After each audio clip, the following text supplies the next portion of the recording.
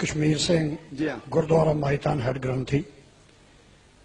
آپ کے سوال نالج بہت اچھا ہے.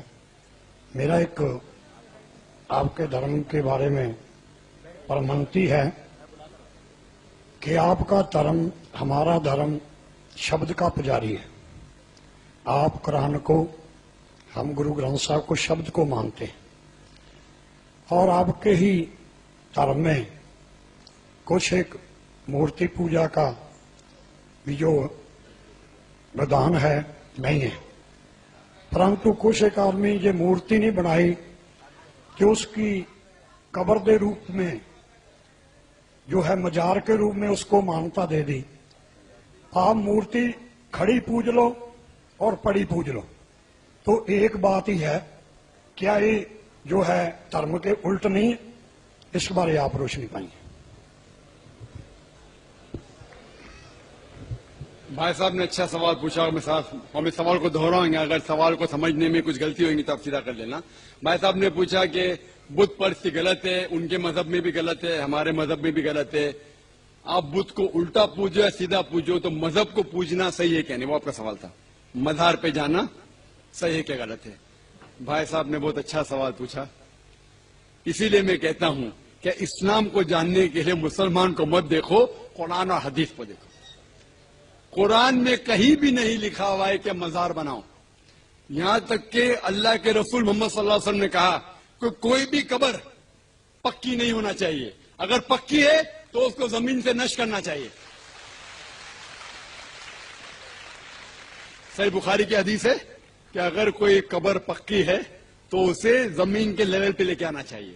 مزار کو پوجنا غلط ہے، حرام ہے. میں جانتا ہوں کہ کئی مسلمان انجانے میں علم کی کمزوری کی وجہ سے وہ مزار پہ جاتے ہیں. اور میرا یہ کہنا ہے کہ بہت سا کلچر جو ہے، یہ کلچر ہمارے زندگی میں آ جاتا ہے. اور ہمارے باپ دادا پہلے کہیں نہ کہیں ہندو تو ہوں گے، تو ہمارے باپ دادا جاتے تھے مندر، تو ابھی جا رہے ہیں مزار میں. آہستہ آہستہ تبدیلی آ رہی. تو میری درخواست ہے کہ اگر آپ اسلام ان بھائیوں سے جو مزار جاتے ہیں، مسلمان بھائیوں، مزار پہ جانا بالکل غلط ہے. محمد صلی اللہ علیہ وسلم نے کہا کہ آپ قبر پہ جاؤ. اگر آپ قبر پہ جائیں گے تو آپ کو یہ احساس ہوگا کہ آپ کبھی نہ کبھی مرنے والے ہیں، تو اللہ پہ اور یقین کریں گے، آخرت پہ یقین ہوگا. تو قبر پہ جا کے ان کے لیے دعا کرنا صحیح ہے. جو آدمی مر چکا ہے ان کے لیے دعا کرو، ان کو دعا نہیں کر سکتے. You can pray for them not to them.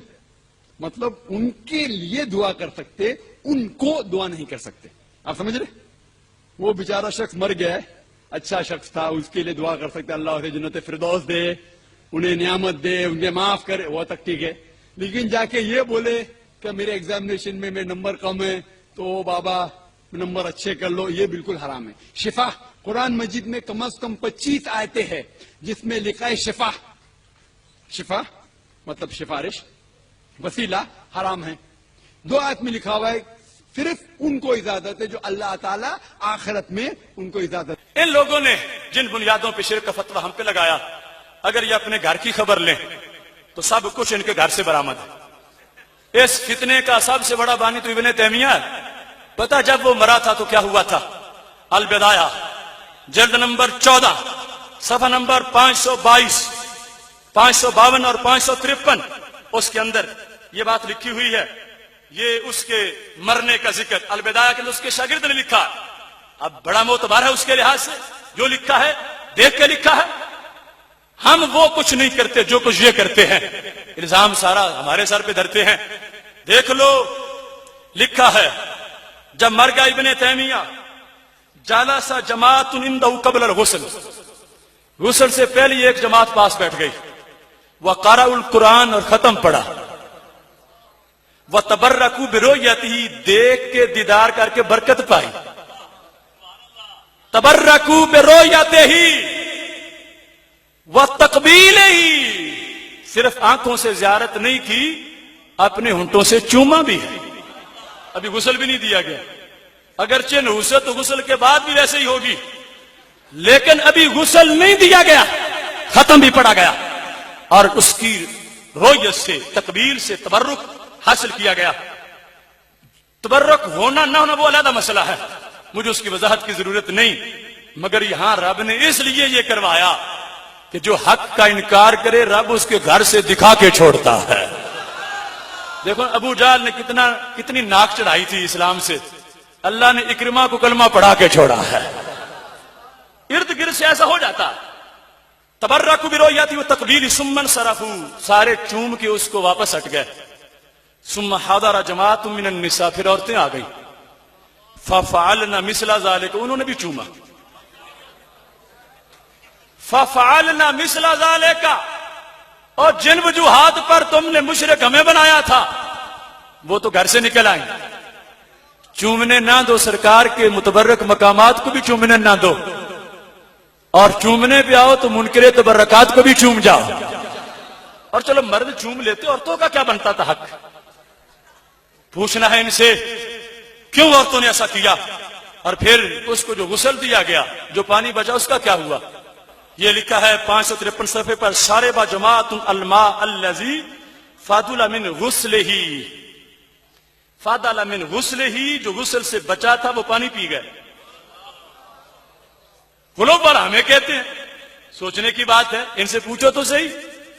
پانی پی گئے. واقتسم جماعت بقیۃ الصدر الذی غسل بھی، جن پتوں سے غسل دیا گیا تھا وہ بانٹ کے کھا گئے. عجیب بات ہے، ہاتھی کے دانت کھانے کے اور دکھانے کے اور. شرک کا فتویٰ لگانا ہو تو سرکار کا تبرک بھی حرام، اور اپنے گھر کی بات ہو، اپنے لیڈر کا قد بڑھانا ہو کہ کتنی دنیا تھی، محبت کتنی تھی، یہ ثابت کرنا ہو کہ جیلوں میں ویسے ہی ڈالا گیا، محبت بڑی تھی، تو پھر یہ بولا جا رہا ہے. اور پھر کیا ہوا؟ کہتے ختمت لہو ختمات کثیرہ، بہت ختم کیے گئے، بہت ختم. پھر یہ کیا ہوا؟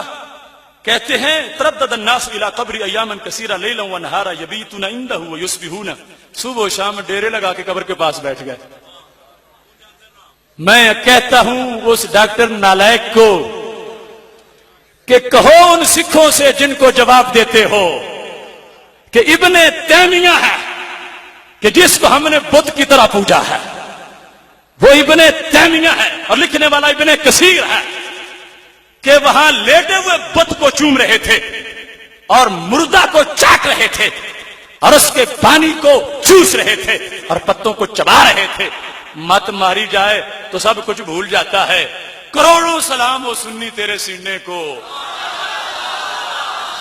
تجھے بھولنا نہیں پڑا، تجھے سارا دین یاد ہے.